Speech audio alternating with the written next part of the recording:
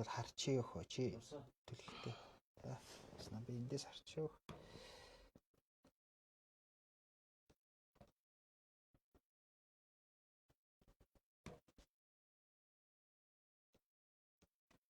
За орж ирвэл энэ даа.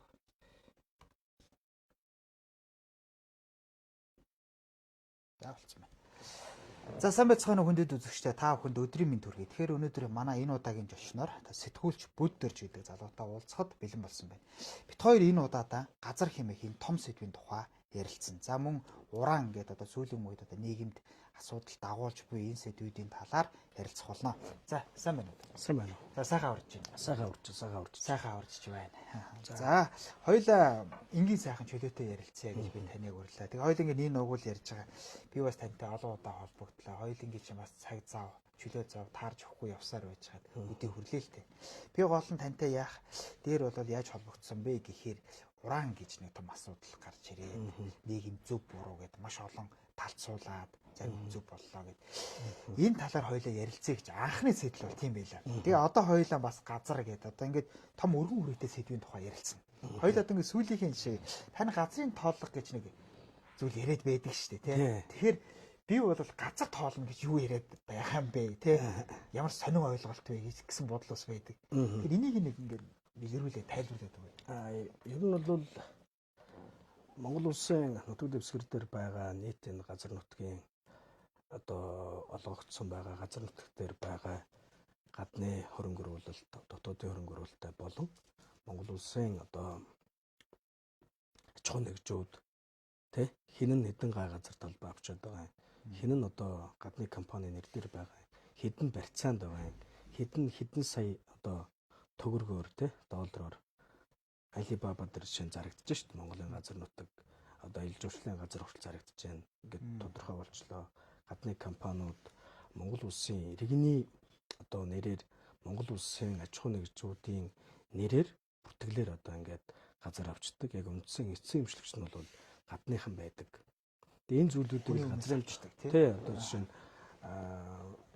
одоо хуулиндаа бол одоо бас нэг зүйлийг хардаг. Одоо гадны иргэн шилтэй боيو гадны одоо иргэнтэй гэр бүл болсон бол тэр хүнд газар олгодгүй байж гэдэг юм уу те. Их ч одоо шинэ ингээд нэг хэтэд хүн байлаа гэхэд Монгол бүсгүүдээ суугаад Монгол бүсгүүн нэр дээр баахан газар авчдаг. Яг шүүхтэр болоод очингууд эцсийн эмчлэгчийн дуудлага худалдаа болон одоо сонгож навтар анх авсан хүн нь бол гадны иргэн байж идэг. Тэгэхээр бид бол энэ газар нутагтаа ерөн зүйлтэй гадныхан төлбөр төлөх магадлал өндөр байна гэдг нь бол саяын бид одоо бас бүтэн жил гаруй хугацаанд Монгол улсын 21 аймаг 9 дүүрэг эх орныхоо одоо бүхэл газруудаар явж хэдэн га газар талбай гадны компани нэр дээр байна. Хэдэн одоо улуурхайн зориултаар хэдэн одоо юугаар зориултаар очсон байна. Иргэний нойдлон гомчлолоор очсон байна гэдэг ингээд явлаа. Одоо хүртэл эцсийн байдлаар дүн бол хараахан гараагүй байна.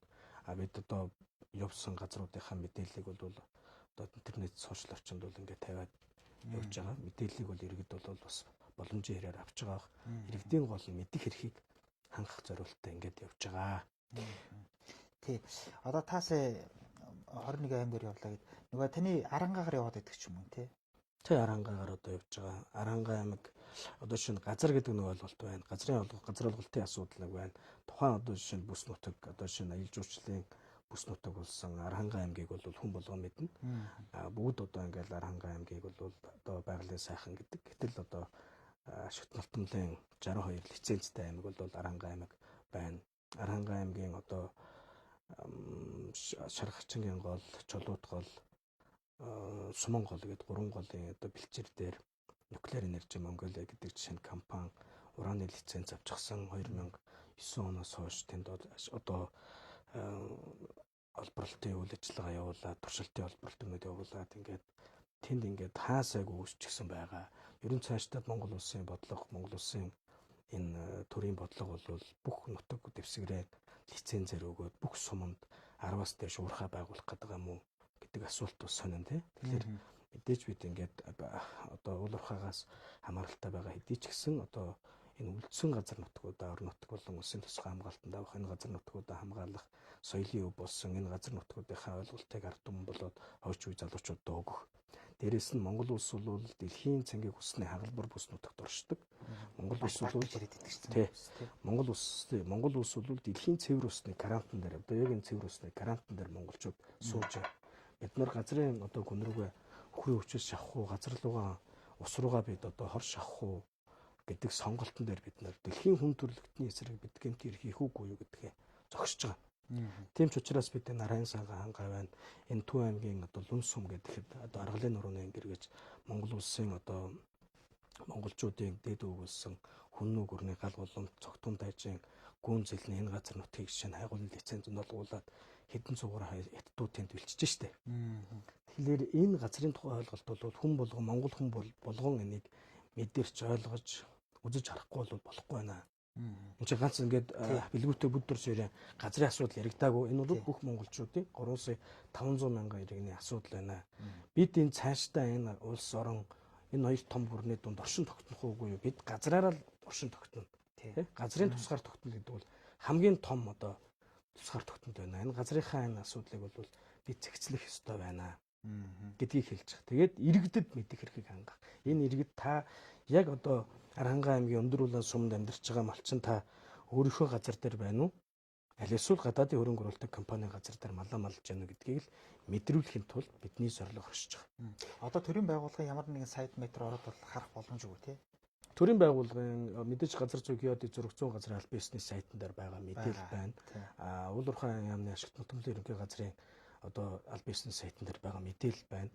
Тэр өмнөх мэдээллүүдийг бас авсаргаж үзэж байна. Гэхдээ энэ нэг нууц зүйл бол хүн болгоороод үзчих боломжтой. Гэхдээ энийг хүмүүс мэдэхгүй байна. Тэгээд сонирхгүй байна, судлахгүй байна. Тэгээд жишээ нь одоо бид нар нэг одоо газрыг авлаа гэхэд тэр газрын одоо эзэмшиж байгаа лицензийг эзэмшиж байгаа компаниг те ямар одоо жишээ нь компани эзэмшил дээр байгаа энэ улс төрийн ямар нэгэн одоо өндөр албан тушаалтай хин нэгний гар дээр очисон байгаа мó гэдгийг ирж хайж ирэн суруулж байгаа. Бас зүгээр нэг одоо ингээ харчаад энэ газар чи энэ дээр байна шүү гэдэг зүйлийг хэлж байгаа биш. Тухайн газар нутгаан ядчил тэр тухайн газар нутаг дээр олгосон газар дээр түүхийн дурсгалт болон археолог палеонтологийн олдвортой газруудад нь хэр байгаа юм. Тэрийг лицензээс гаргах хэр боломж байгаа юм гэдгийг л эрэлхийлж бид нар явж байгаа гэсэн үг тийм. За тэр лицензийн тал дээр бас та их чухал юм байна. Тэгвэл эсрэгээрээ нөхөн сэргийлтэд ярьдаг шүү дээ. Нөхөн сэргийлтийн тал дээр бас та дуурайд идэг шүү дээ. Тэгэхээр энэ тал дээр ямар ажлууд хийв. Ерөнхийдөө яг нийгэмд одоо нөхөн сэргийлт гэдэг зүйлийг бол нэг үеийн бодвол их ойлгодог болсон байна шүү дээ. Тэгтэл дутуу байна. Тэгэхээр энэ тал дээр одоо жишээ нь нэг ижилхэн одоо кейс бол Дундгой аймгийн Хулд сумын нутаг дэвсгэр дээр Төмөртийн цагааваа гэж газар байна. Төмөртийн цагааваа дээр бол хятадууд нөхөн сэргийлт нэрийн дор жон шалбарлаж байна. Тэр бол ашиглалтын лиценз байхгүй, хайгуулын лиценз байхгүй. Харин тэд нар юу хийж байгаа гэхээр нөхөн сэргээгээд үгүй. Нутгийн иргэд бол яг Хулд сумын иргэд бол тэр ойр тойрныхон сумдынхан бол жон шалбарлал, гараар жон шалбарлаад ингээд нэг уулыг бол ингээд ахуй амьдралаа залгуулдаг байсан. Гэтэл одоо хятадын компани орж ичээд за би эдний чинь нөхөн сэргээгээд өгье гэдээ дахиад жишээ нь жон шалбарлаад байгаа асуудал байна. Энийг бол одоо ингээд бас эрүү үсэд явж байгаа. Энийг бид нар шалгуулад ингээд явж байгаа. Төрийн байгууллагатайгаа бас хамтарч ажиллаж байгаа. Ялангуяа одоо байгаль орчны газрынхан манай өмнө үеийн байгаль орчин, дунд үеийн байгаль орчин тий энэ бас байгаль орчныхаа төрийн байгууллагууд маань бас төлөвлөгөө тус хяналтч байгаа сайн хийсэн үүднээс нөхөн төлбөрийн төлөвлөлдөг, торгуулийн төлөвлөлдөг, байгаль орчныг нөхөн сэргийн нэрийн доор жон шалбарлаад тэр одоо жанш бол Монгол улсын одоо хамгийн одоо өндөр сорцтой жанш бол Дундгой холдын жанш. Тэгээд одоо шинэ нэг тооныг нэг сая төгрөгөөр тийм 100 тонтой машин байл өдөрт 500 сая төгрөг хятадууд тэнд зүгээр цэвэр ашиг хийж штт. Тэгэхэд насаараа хөдөлмөрсөн Дундгой холдын иргэн тэнд тийм өрөндөө хитэгдэл өдөндөө баригдаж жишээ нь байж байна. Тэгэхээр энэ нөгөө нэг байгалийн баялагын тэгш хуваарилт гэдэг дээр бас асуудал үүсэж байгаа. Тэм ч учраас энэ баялагын сангийн тухай хууль одоо бас дэмжиж байгаа. Баялагын сан дээр бол ер нь бол ингээд хэн оруулж ирэхээс үл шалтгаалаад монголчууд байгалийн баялаг буюу газрын дургуун нөөц энэ хөрөнгөнийхөө эзэн байх хэрэгтэй. Бид А4-ийн цаасан дээр лиценз нэрээр гадаадын хөрөнгө оруулалт нэрээр орж ирсэн эдийн засгийн алуурчдад бид нар газраа болоод газрын дурх байгалийн баялгаа алдчихсан байна. Одоо нэг баялагын сан гараг 136 мянга төгрөг орж ирж байгаа шүү дээ. Үгүй энэ одоо бол хааж өрөхгүй тийм үү. Гэхдээ одоо ингээд та бидний ярьж байгаа энэ байгалийн баялагтай эзэн байгаа тий. нөгөө том ордуудаа эргүүлээд авчих юм бол жиг нөгөө байрны өөрсдөө ч болох юм аа гэх тийм үү. Жиг нөгөө сургуулийн төлбөрч болох юм аа гэх тийм. Энэ дээр бол тавал үзэл санааны хувьд бол нэг үн тийм. Ер нь бол бид ингээд нөгөө хэлэх гээд байгаа санаа бол энэ ховдод ч юм уу Баян хонгорт ч юм уу одоо булганы тэшүүт төшгт ч юм уу бүх газраа ингэж ухахгүйгээр бид болж өгдөг бол нэг том одоо орд газраа ард түмэнд байгаад өгч хэрэгтэй. Тэ? Тэгээд бүгд одоо эргэтгэж хүртэхгүй бол энэ лиценз энэ орд газрууд чи одоо жишээ нь ингээд сая засгийн газрын тэмдэглэлээр ухаан хавдгийг төрд байсан тий тамлахын бүлэг ордоос ухаан хавдгийг бол 4%-ийн жишээ нь засгийн газрын тэмдэглэлээр жишээ нь хот жаргалд өгчихсөн байгаа нь өөрөө байгалийн баялагын эзэн биш байгалийн баялагыг олборлж байгаа тухайн этгээд л ашиг хийж идэг. Тэрнээс үр жоохон жижигхэн хувийг магадгүй одоо MCS ухаан хавдаг гэдэг компани жишээ нь овоолго буюу одоо өөрийнх нь одоо хогон авчрал Улаанбаатар хотынх нь хутаагүй түлш гэж шахажлаа шүү дээ. Тий. Би бас энэ дээр тань нэг асуух гээд. Та бол ингээд том ордуудын тухай бас ярьж ирсэн. Би бас лайвнаас ч ингээд сонсч ирсэн. Хоёулаа тэр болгоныг бас ярил нэлээд цаг явчихна. Хоёулын зүгээр нэг оюу толгой харамгтай ордын тал дээр та бас хоёр мэрэдсэн шүү дээ. Яриад идэг шүү дээ. Оюу толгой дээр юу яриад байсан? Нөгөө нэг усны талаар бас нэг ярьсан. Тэ нийлүүлж бас нэг ярьсан тий. Оюу толгойн тойрсон асуудал дээр хоёулаа жоохон ярил яах вэ? Оюу толгой бол одоо Өмнөгов аймагт байна. Тий. Оюу толгой бол одоо жишээ нь Ундаан гол гэж байна тий. Ундаан гол баруун талаар нь урсж байна. Ундаан голын урсц газрыг урсыг тойруулаад одоо өөрлөг уурхаар оруулаад тэгээд уурхаагаа урдаас нэг жижигхэн одоо цооноор одоо байгалийн ус гэж хэлээд ингээд жишээ нь гоожулчихсан. Тэгээ гадны хөрөнгө оруулагч нартай нулгайчууч нь Монголын баялагийг хэзэн суугаад байгаа. Оюу толгоос гарч байгаа баяжмал хэдэн тонн алт, хэдэн тонн зис гарч байгааг монголчууд мэдэхгүй байна. Энийг нээлттэй болгож хэрэгтэй. Харамгтай талаар та асуулаа. Харамгтай тал дээр бол харамгтай орд газар дээр Өмнөг аймгийн цогцож исэн бэлхүүг нутаг дэвсгэрт байгаа. Харамгтай орд газар дээр нийтдээ 265 сая тонн алтны нөөцтэй. 265 сая.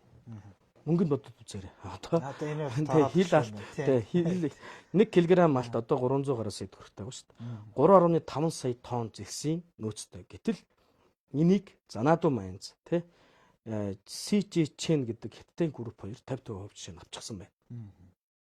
Энэ тэгэхээр юу гэсэн үг вэ? Энэ тэгээ мөнгө хаашаа орсон байх юм. Тэгэхээр энэ байгалийн бэлгч өөр ингээд гадны компаниудын нэр дээр очсон байна. Дээрээс нь би тэр харамгтай ордыг ярьсан учраас харамгтай орд тойруулаад жишээ нь Өмнөг аймгийн Манлай сум нутаг дэвсгэр, Жаргалан төг нутаг дэвсгэрийг шинжлэх ухааны технологийн сорилт туршилт байгаль орчин цагуурын талбай гэдэг нэршлэр 2019 оноос хойш нэг дор маш олон газруудыг авсан. Нэг багийн нутаг дэвсгэрийг 100% авчихсан байна. За. Дундгувын одоо Луус, Дундгуй аймгийн Дээрэн, Дэлгэр цогт 3 сайхан сайн цагаан Адаацаг гэж нийт 6-7 сумын нутаг дэвсгэрийн нийт газар нутгийн 80 орчим хувь нь UPC Мандлага Энержи гэдэг компани эцсийн өмчлөгчөнд Сингапурт бүртгэлтэй компани нэрээр байгаа. Одоо тэгэхээр Дундгувынхан, Өмнө говийнхан гадаадын компани газар дээр өөрсдөө амьдарч байгаа. Бидний одоо тэр хүмүүсээ бидний газар гэж бодоо яваад байна. Тий, бидний газар гэж бодоо. Тэгтэл тэр гадаадынхны газар гэдэг тий. Тэгэхээр үнэхээр бас газрын тухай ойлголтыг ард түмэн мэдэх хэрэгтэй. Тийм. Тий. Одоо хоёулаа тэр жоохон өөр талаас нь би нэг асууя. Энийг чинь тэгэл төр өгж байгаа шүү дээ. Одоо төрийн байгууллагууд өгж байгаа, төрийн албан хаагчид өгж байгаа тий. Тэр чинь зүгээр нэг тийдэр авчаагүй байгаа тий. Тэгэхээр та бүхний тэмцэл уг нь тэр чиглэл рүү яаж одоо чинь төрийн байгууллага албан хаагчч гэдэг юм уу тий. Шууд нэр зоох хэрэгтэй шүү. Тэдэн сарын тэдний өдөр энэ лицензийг өгсөн юм бол тэр өдөр нь тим албан тушаалтан хэлж яасан гэд шууд ингэж зарлж болох уу? Болж байгаа. Бэлгүй яах. Одоо жишээ нь ингээд 2023 оны 12 сарын 28-ны өдөр цогцож тухайн сумын хурал орлогож шүү дээ. Газрыг бол тухайн сумын хурал олгож байгаа. Ерөнхийдөө болгоод байгаа асуудал ердөөсөө биш. Ерөнхийлөгч болгодог асуудал биш. Газар зүй геодын зөрөгцөн газар болгодог асуудал ердөөсөө биш. Тухайн сумын иргэдийн хурлын нөхдүүд байна. Тэ? Годон гутлаар хүртэл газраа өгчих асуудал байгаа. Тэ? Бүх сумын хурлынхан давж годон гутал өгч жагаад говьсөмбөр дээр тийм тохиолдол байгаа. За өмнө говийн тохиолдлыг сая Өмнөг аймгийн цогцож сумын иргэдийн хурал 2023 оны 12 сарын 28-нд хуралдаад 12 сарын 31-нд маш яарсан байгаа шүү дээ. 3 хоногийн дотор геодын зөрөгзөн газарт одоо хүсэл тэмнүүдээ, шивэл тэмнүүдээ хийгээд 20,400 га газар талбайг Net Zero Tech гэдэг компанид өгсөн байдаг. Net Zero Tech гэдэг компанийн өмчлөгч нь бол Eureka гэдэг Сингапурын компани байдаг. Нэг компани бол MCS гэдэг компани байна. 20 мянган га газар талбай гэдэг бол 4 сая айлын 0.5 гатад тэмцэх хэмжээний газар. Гэтэл өчигдөр хүртэл над руу өмнө үеийн цогцож байсан залгаж байна. Би 0.5 га газар авах гээд тий өмчлөлийн газар авах гээд 7 жил боллоо. Би хүсэлтэйг одоо хүртэл авч чадахгүй байна. Та яах вэ туслаач. Иргэдийн 0.5 га газар олддоггүй. Харин эрх мэдэлтэй мэдээлэлт ойр тий энэ улсууд бол гадны хөрөнгө оруулалтын нэрээр бол газрыг ч ингээд аваад байна. Тий нөгөө 12 сарын 31-нийг заавал асуугаараа гээд тэгээд тэгвэл саний энэ байна тийм тий 12 сарын 31-нд одоо шинэ ингэж газар болгодог ийм асуудал байж болохгүй. Тэгэхээр энийг хуулийн байх. Тий шинжилээр бид нар ингээд шампансаг тулгаад баярлаад баярын өдөр 12 сарын 31 бол бүтэн сайн байсан. Тий. Бүх нийтийн амралтын өдөр байсан тий. Тэгээд одоо бүх хүмүүс баяраа тэмдэглэж явах хооронд 12 сарын 31-нд хүртэл 20,400 га газар талбайг олгосон байгаа. Тэгээ одоо тэр газрыг бол одоо би тухайн сумын хуралд нь бол байнгын албан бичиг өгч байгаа. Тэгээ одоо улсын хурлын гишүүд нь хүртэл наад газраа болчихжтэй гэдэг асуудлыг тавьсан. Одоогийн байдлаар бол энэ газрыг бол хүчингүй болгоогүй байгаа. Энэ газруудыг л бид одоо эргүүлж авах, орон нутагтаа ээлтэй байлгах. Тэгээд энэ чинь өмнө үеийн цогцож сум гэхэд жишээ нь ихэнх газар нутгийн лицензэнд болгуулчихсан. Уул уурхайн бүс нутаг болчихсон. Гэтэл Монгол улсын нөгөө 3 хурдны нэг говшонхын одоо хурдан адууны үлгийн цөм сүргийн нутаг гэж бид яриад байдаг. Гэтэл яг тэр адууныхаа бэлчээр дээр бид нар Сингапурын компанид 20,000 га газар талбай өгчихсөн байна. Тэгэхээр одоо энийг газрын тухай хуулиа бас нэг эргэж харах хэрэгтэй байна. Энэ ер нь жоохон явахгүй байна гэдэг. Бай ганцхан ер нь таны сонсчих юм биш. Ер нь сүүлийн үед энэ бас ихтэй яригдж байна. Тийм. За хоёлаа одоо нэг нөгөө талаас нь ингээд та бүхэн ингээд тэмцэл хийж байна. Одоо ингээд энийг ингээд нийгэмд ингээд ойлгуулахын төлөө явж байна. Тэгтэл эсрэг талаас нь хүмүүс гараад ирнэ. Наад болчих бүтэхгүй. За ёстой нөө гадныхны гар хөл. За нөгөөдүүлээс нь мөнгө аваад тэнгуүтээ нөгөөдүүлийн шантажлдаг. Ерөөсөө наад болчих ингэдэг тэгдэг гэд ингэдэг штэ. Тэгээд нөгөө эх орны төлөө зөрөгтэй. За бүр нэг зөрөгтэйнүүд нь үлдээл. За тэгээд нэг жоохон шантраал ингээ зац болох юм чинь. Буйнаар бол хаар ядаргаа юм байна гэдэг юм штэ. Энэ нэг дайралтуудыг ер нь яаж тэсэх вэ? Гэртээ хараагүй одоо жишээ нь 12 сарын 20-оос хойш бид нар ингээл өмнө үеийн хөрмөн цагаан дэлгүүл гээл Монголын одоо 33% хаан гов болсон Борзонгийн говийн нутгийг хятадууд одоо жишээ нь цаанаас нь шууд хятадууд хэлнэж штэ. Хэлнэгээд Монголын газар нутг руу оруулж иж 5 га газрыг хашаалж агаад тэгээд ташаан дотор нь шууд хятадууд өөрсдөө бомтон барьж байна. Цагаан дэлгүүл энэ одоо жишээ нь 2014 оны 46 дахь тогтоол үеийн Норвегийн Алтан үеийн засгийн газрын үед олгосон ийм засгийн газрын тогтоол байдаг. Улсын хурлд хэлцүүлэхгүйгээр засгийн газар шууд дуруу мэдээд хийчихсэн. Тэгээд мэдээж энэ нөгөө ирж байгаа дайралт бол байж байна. Гэхдээ энэ ард түмэн бас ингээд ялгаж харж байгаа. Тэгээд тэр ч одоо нэг хэдхэн л бүлэг нөхдүүд л ингээд дараад байна шүү дээ. Гэхдээ одоо бид бол анх бол одоо ингээд нэг лайв хийчээ ч юм уу тэ нэг 100 хүний нэг 10 хүн л дэмжиад 10 хүн дотор манай найзууд 90 хүн нь харааж ах үе байсан шүү дээ. Одоо бол тоохон байцсан. Нэг үнэн зүйлийг хэлж байгаа учраас хин нэг одоо шантажлаад одоо тэ авцсан юм алга хин нэг одоо дарамтлсан юм алга. Гэхдээ бид 12 сарын яриан дээр бол 12 сарын 20-оос хойш бид гэртээ цөөхөн очиж хонж байгаа. Тэ? Бид эх орныхоо бүх одоо болцдоггүй байгаа газар болгон дээр очиж байна. Хаанаас санхүүжд юм бэ гэж асуух нь их зүг баг. Энэ бол ард түмний дэмжлэгээр тэтгэврийн зээлээ хийгээд хүртэл бид нарт 2 сая төгрөг тэг өмнө хөрөмний нэг малч өгч шүү дээ. Ингээд бодглоор ч бид нар энэ чинь явахгүй байхын арга байхгүй. Тэ? Эний чинь ард түмэн ялгаж салгаад ойлгоод хүн болгон одоо Монгол эх орны 400-800 төстэйгээ энэ малчин түмэн ойлгоод харж байгаа шүү дээ. Энэ газрын тоолгоо явуулаад энэ газар нутгуудыг орон нутг болон өсөн тусгай хамгаалтанд авахгүйгээд бид нэг хэдэн мөрө мал малж ирсэн ард түмэн одоо цаашдаа бас мал маллах боломж болцоо байна л гэж л хайж байгаа. Малчин түмэн болгон мэдж байгаа. Тэгэхээр би бол тэр нэг над руу ганц нэг дайрсан комент тэр нэг янз янз юм ярьдаг. Тэгээ би тэрийг тоодогчгүй одоо тоохооч өнгөрсөн дөө. Санхүү гэдэг яг санхүү дэрийг асуух гэснээс таныг баян хүн гэдэг сошиалоос юу таарсан уу? Харсан. Өстэй тэр чин баян. Хичнээн толгой малтай юу нэ тэрийг. Нэр нь тийм юм ба та баян хүн үү? Яг баян хүн гэдэг ойлголт бол би одоо 3 хүүхэдтэй.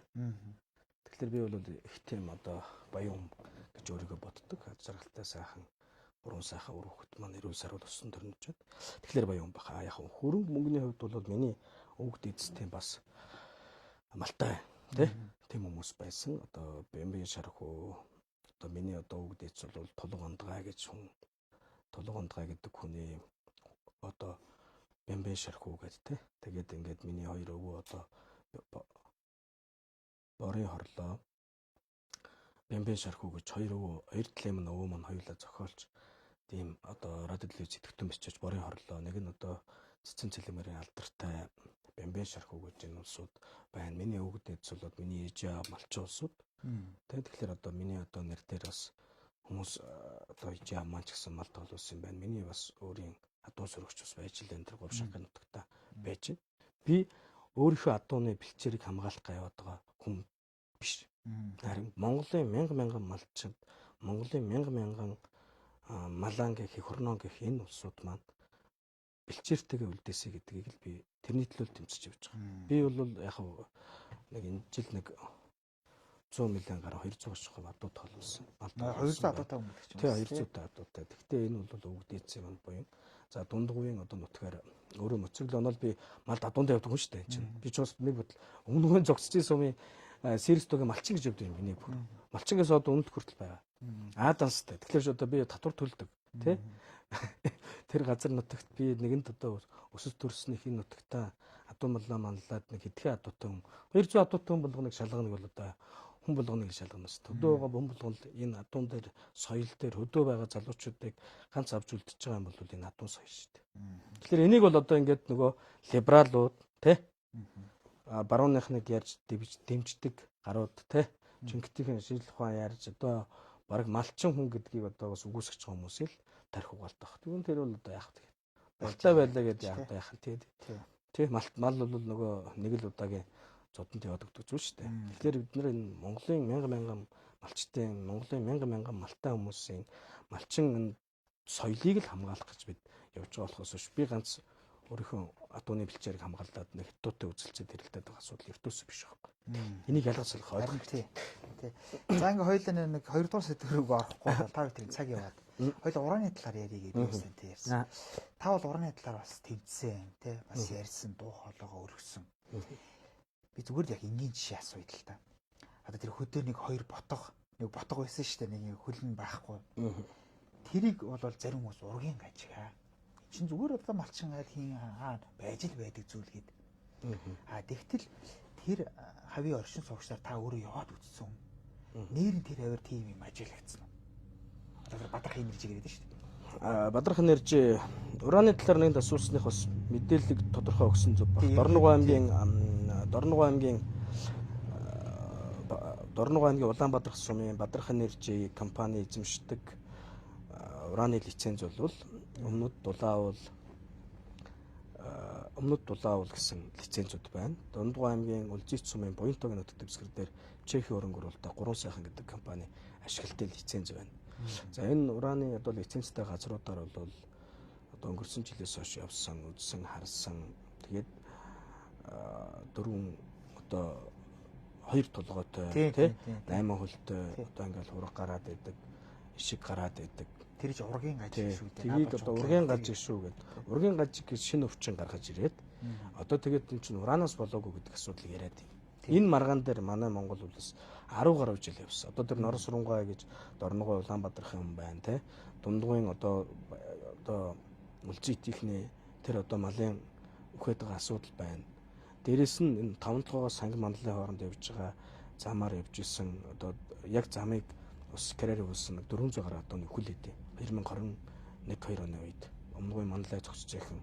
За Дорногуйн Хатан буллагт эргэл халимын зоо гэж эргэлийн халимын зоонд эргэл халимын өргөтгөл гэдэг нэрээр авсан лиценз авахын тулд тухайн газарт Ямааны годрон өвчин гэдэг өвчин бий болгоод ингээд энэ юу хэлэх гээд юм гэхээр ингээ ургийн гажиг гэдэг нь шүү дээ. Уранаас болоогүй гэдэг. Тэгвэл болоогүй гэдгийг бэлгүүтэй хэлэхгүй бүдэрч хэлэхгүй байна. Нотлохгүй байна. Бадрах энержи үл тэгж дээрээ. Малчин бол одоо энэ уранаас усан байхаа гэдэг. Тэгэхээр биднэрт юу хэрэгтэй вэ? Олон улсын лаборатори хэрэгтэй. Тийм учраас өнөөдрийн хүртэл тэр олон улсын шинжээч гэрээний болон олон улсын үнэлэнгийн байгууллага орж ирж Монгол улсын нутаг дэвсгэр дээр байгаа. Өөрөөр хэлбэл ураны лиценз олгогдсон газрууд дээр болоод байгаа энэ ёс бус үйлдэлүүдийг ирж одоо олон улсын байгууллага нотолж гаргаажээ.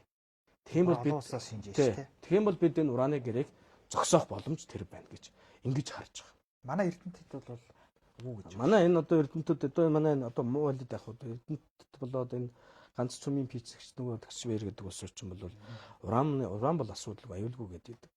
Уран чин гол нь асуудалтай байна гэдэг бид нэрсээ Казахстан яваад нотлоод ирлээ. Хараад ирлээ, үзээд хараад ирлээ. Тэгээд энэ улсууд чинь одоо энэ улсуудын өмнөөс ганц тавих баримт бол олон улсын байгууллага гэрээрэд болон хөндлөнгийн хэд хэдэн улсын байгууллагыг Монгол улсын засгийн газар өөрийнхөө хөрөнгөөр оруулж ирээд энэ үнэхээр ураанаас болж байгаа бол энэ гэрээгээ зогсоо гэдгийг л хэлж байгаа.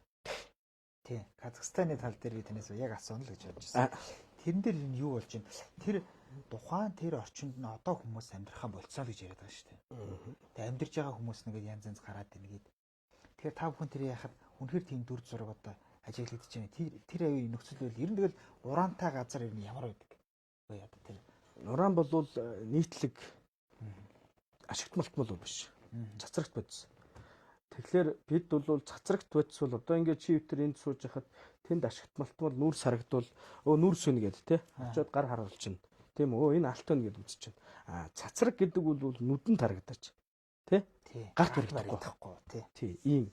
Бид нар Казахстан улс руу бид зориод нэг 2 монгол залуу зориод Баатар ихтэйгээ бид тэр Казахстан руу зорж яваад Казахстанд одоо болсон бодит жишээнүүдийг 1990-ад оноос хойш цүмийн туршилтын талбай, Семипалатинский, Казахстаны Калачи, Аксу, Степногорск гэх энэ хотуудаар явж үнэхээр бодит байдлыг үзсэн. 1997 онд 10,000 хүнтэй хот тосхон өнөөдөр 200 хүнтэй үлдсэн байгаа. Унтдаг хотууд бий болсон байна. Радохи буюу яг тэр цацрагийн одоо хэмжээ нь одоо байх төвчнөөс хэдэн мянга дахин ихсээд хүмүүс унтдаг тохиолдол бий болчихсон байна. Яг энэний жишээ Дорногов Улаанбаатарын одоо уснаас уусан иргэд унтах өвчлөл нь ихсэж байна. Нойр их өрдөг болсон байна гэж ярьж байна. Өнөөдөр Казахстанд 2 сая хүн ураанаас болж ямар нэгэн байдлаар ураанаас болж хохирсон гэдгийг иргэд нь хэлж байна. Назарбай болон одоо Очир Батгай ерөнхийлөгч байх үедээ хоёр улсын хэлэлцээрээр одоо хөдөлмөрийн гэрээгээр явуулсан Монгол улсын иргэн очоод Казахстанд очоод 30 гаруй жилийн хугацаанд ураанаас хохирогч болоод үр хүүхдүүд нь хөлгүй, хэлгүй, доглон, сохор одоо чихэн хүртүлий болоод ингээд ирчихсэн. Тэр хүнийг Казахстаны иргэн ч гэж хэлдэг. Өнөөдөр 30 жилийн дараа салтанат гэдэг хүн ирж, бурхны салтанат гэдэг хүн ирж Монгол улсын иргэний үнэлгээ авч байна. Өөр ямар жишээ бид нарт хэрэгтэй юм бэ? Тэ? Одоо тэр говьоос сонгогдсон улсын хурлын 7 их хурлын гишүүн Дэлгэр сайхан, Мөнх Исгалан, Сэд Дорж, Эрдэнэ Ганбаатар тэ? Энэ улсууд нь явах хэрэгтэй. Бид нар иргэнийхээ хувьд ингээд хангалттай яваад ингээд чадлаараа сайн муу хэлэгдээд ингээд яваад уран чи юм байна гэдгийг чинь нотлоод, үзүүлээд, харуулад тухайн аюултай бүс нутгуудаар нь өөрсдийнхөө аймнаас тэ бүх зүйлээ ингээл гаргуунд нь гаргаад ингээд яваад ирлээ шүү дээ. Өөр бид нарт ямар баримт та нар биднээс үсээд байгаа. Дундгуйн сумдуудаар явлаа, Дорногуйн сумдуудаар явлаа, Арангаан ураны лицензтэй газруудаар явлаа. Тэ? Усын одоо шинжилээд усанд нь байх цацраг болон хатуулаг бүх шинжин нартай утасных нь лабораторийг нь өөрсдийнхөө мөнгө дүрийг гаргаад яваад үзээд ирлээ. Одоо энэ төр засаг нь энэ Монголын төлөө биш зүгээр ингээ гадны компанид үйлчилдэг бол битггүй одоо тэхгүй л байх гэж бодож байна. Тэгээд энэ ард түмэн өөрсдөө одоо хараад тэгээд шинжлэх бид нар хангалттай явбал одоо ингээд болоо биз дээ. Бүх хүмүүст л үзүүллээ шүү дээ. Геополитик гэдэг юм л та.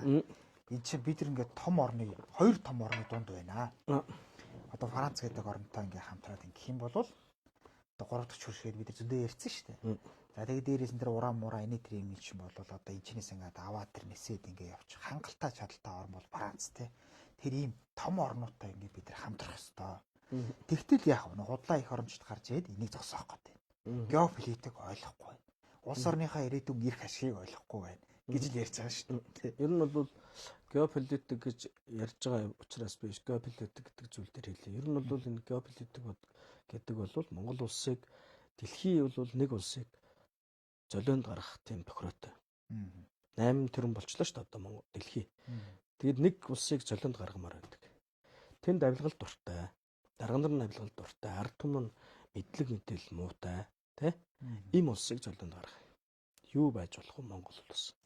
Энэ улсыг золионд гаргах гэж уран олборлохдоо гол нь бишээ.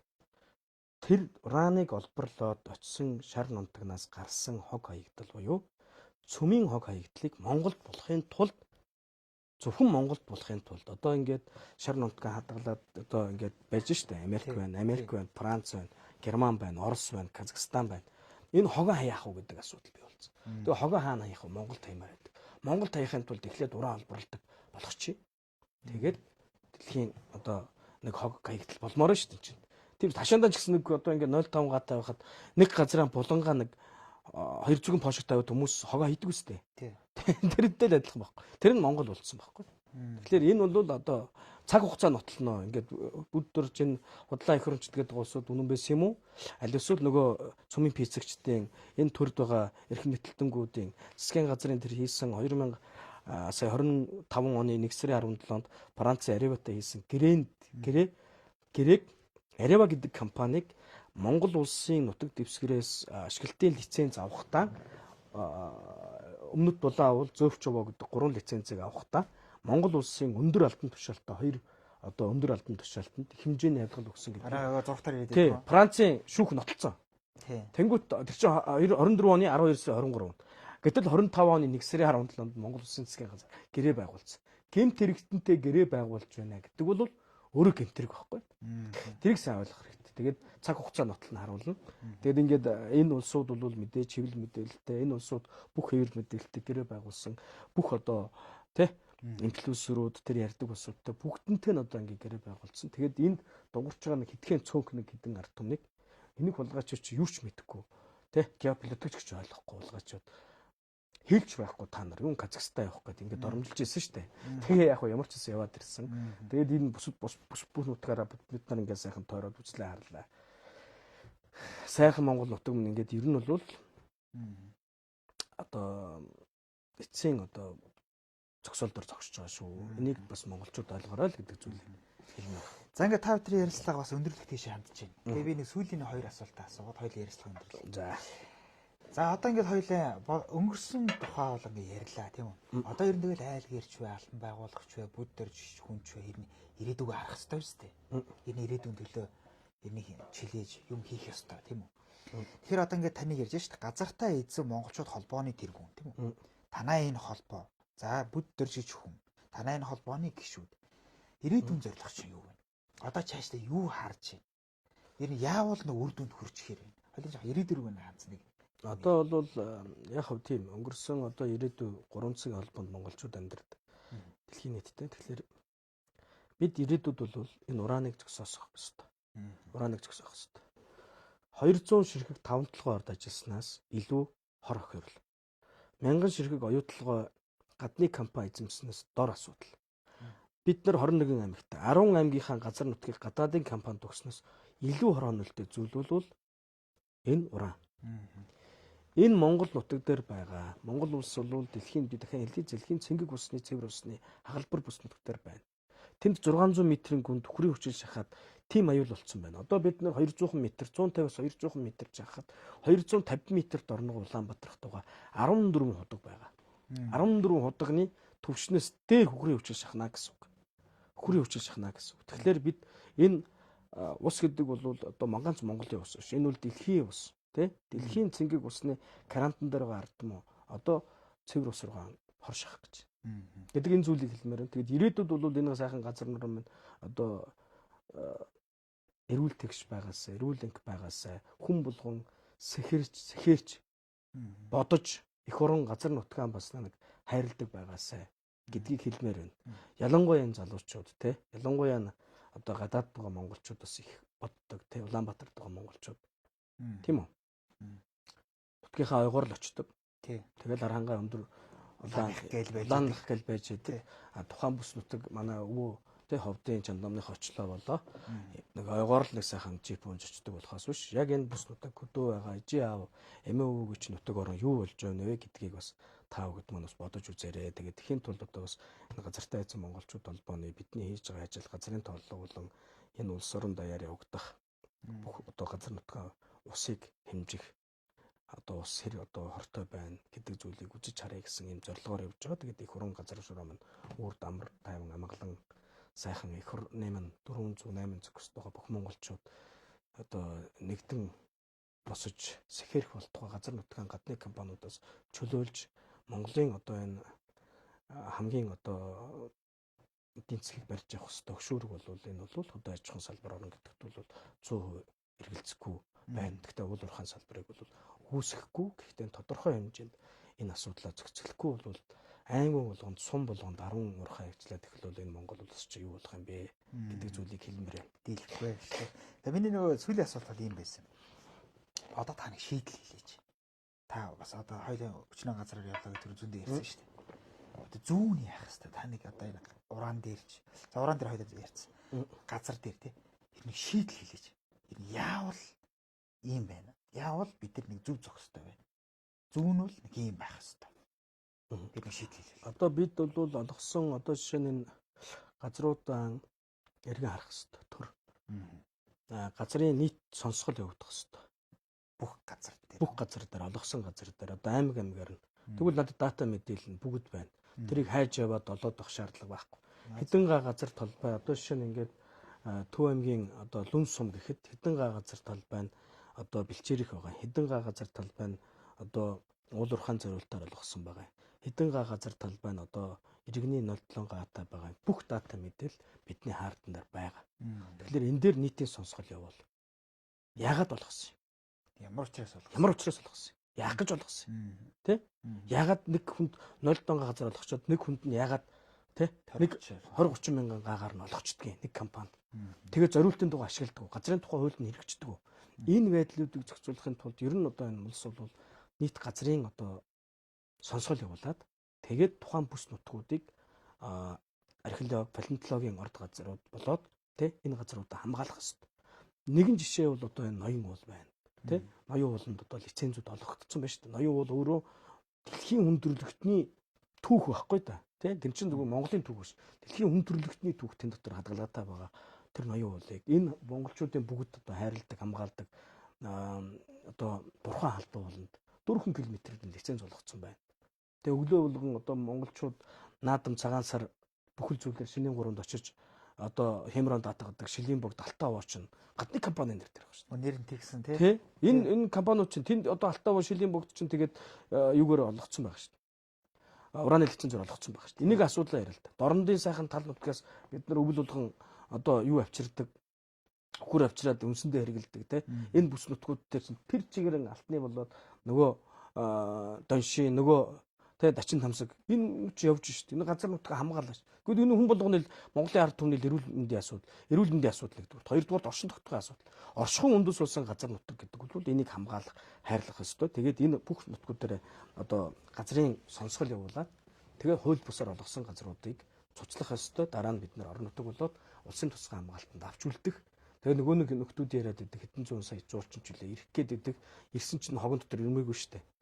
Тийм үстэй цөмийн хог хөдөлтөй болцсон бол Монгол улс нэг ч гадны жуулчин ирэхгүй шүү дээ. Цаашид оршин тогтнохын тулд 400 сая жуулчингаа авахын тулд жоохон цэвэр цэмцгэр байх хэрэгтэй байна. Тэ?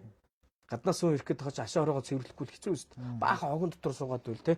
Тэгээ баахан одоо нэг ашаа дотор баахан төврийн хог хайцсан бол гадны хүн ирэх үү? Ирэхгүй үст. Тэрнтэй адилхан бид Монгол улс энэ газар нутгаа хамгаалах, энэ газар нутгаа гадны компаниудаас чөлөөлөх цаг нь болцсон. Тэгээ татвар авчих юм байхгүй. Тийм биз дээ. Энэ газрын татвар төгөл усад орж байгаа мөг орсон юм байхгүй. Тэгээ нөгөө нэг зориултанд байгаа ашиглаагүй бол Монгол улс сурах хэрэгтэй шүү дээ. Газрынхаа хуулийг хэрэгжүүлэх хэрэгтэй. Тэхийн тулд иргэний нийгмийн байгууллагууд Монгол газартай эзэн монголчууд Монгол улсын одоо хуулийн нэлтийн байгууллага хамтраад ажиллах дата мэдээлэл хангалттай байна. Энэ бол үндэсний аюулгүй байдлын асуудал болохоос биш миний 200 адууны бэлчээр асуудал эрдөөс биш. За баярлалаа. Тэгээ таны цаашдаа ажилд амжилт хүсье. Ялангуяа таны энэ тэмцлийн ажилд бас амжилт хүсье.